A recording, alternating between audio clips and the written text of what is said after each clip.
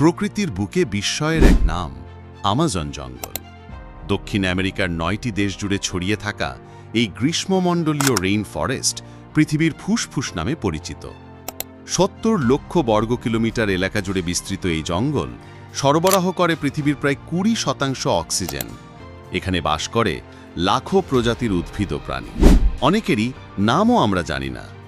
এই জঙ্গলের হৃদয় দিয়ে বয়ে চলেছে আমাজন নদী, বিশ্বের সবচেয়ে বড় পানি প্রবাহ বিশিষ্ট নদী। আর এখানেই বসবাস করে শত শত আদিবাসী গোষ্ঠী, যার জীবনধারা আজও প্রকৃতি নির্ভর।